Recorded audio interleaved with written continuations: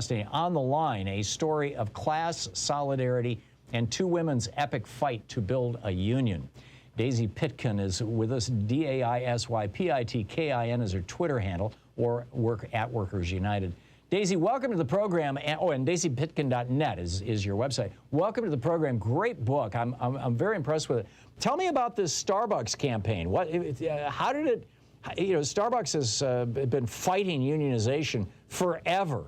What broke through? I think your lead into this segment said that, you introduced me as someone who's kind of in the middle of the campaign, which is part of the reason the campaign is working is because that's not really true. Okay. So I just want to clarify and say, I work on the campaign. I'm a staff organizer for Workers United. I've been a union organizer for a really long time. Mm-hmm.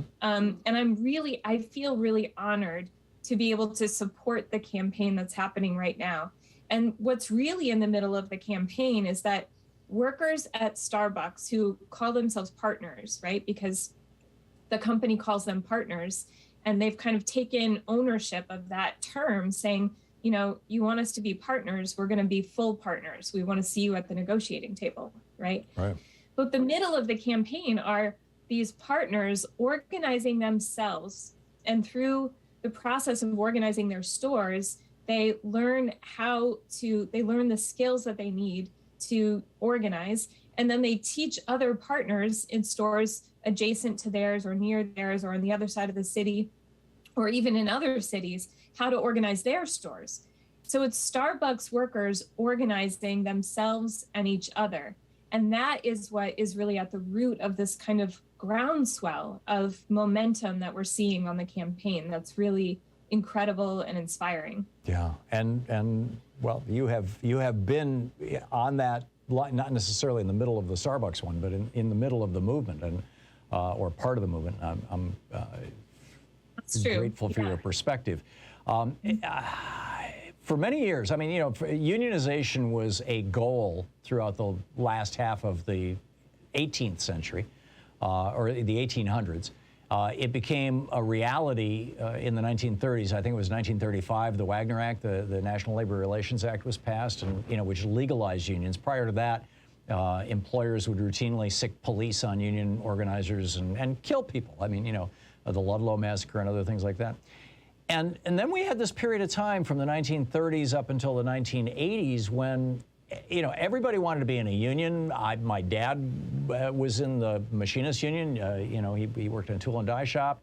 All three of my brothers were union members. I'm a union member.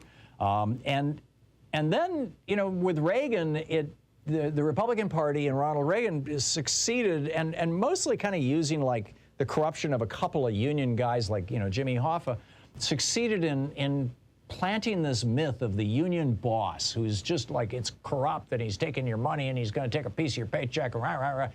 And that, the middle-class America really bought into that in the 80s and 90s and early 2000s. That has faded out. That when Republicans talk about union bosses now, it doesn't resonate like it used to.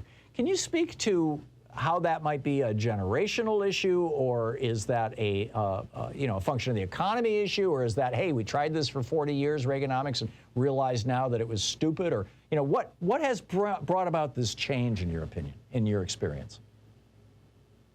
Well, there's so much in that question that I find really interesting and important.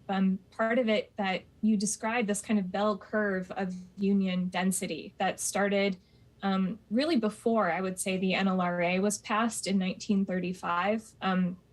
The reason the National Labor Relations Act, the Wagner Act, came into being in the mid-30s was because there was so much widespread militant collective action happening that employers actually decided that they wanted to legislate a way for people to form unions without striking.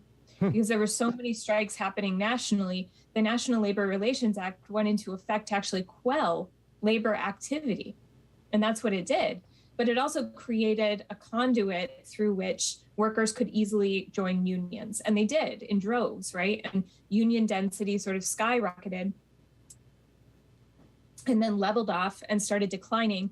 around the time, exactly as you say, that Ronald Reagan broke the PATCO strike and emboldened then corporations and industries that were traditionally union to start trying to break unions in their own industries. And they did, and they fought fiercely.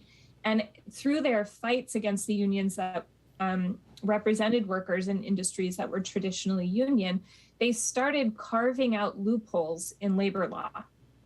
And the NLRA, which suffered a big blow just 12 years after it was passed, when Taft-Hartley was passed in 1957 and stripped away, many of the rights that were passed over out. Harry Truman's veto, by the way.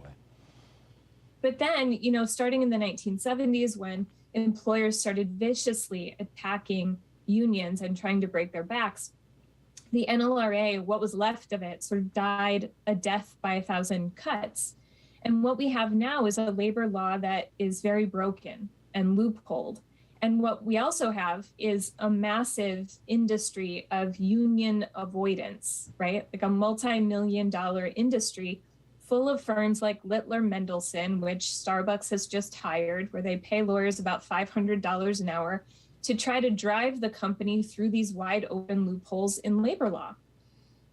So it's very difficult to organize unions in this moment. And in my book, I sort of write about that bell curve of unionism and that the sort of eerie fact that the right to organize right now is almost at the same place that it was before the National Labor Relations Act was passed.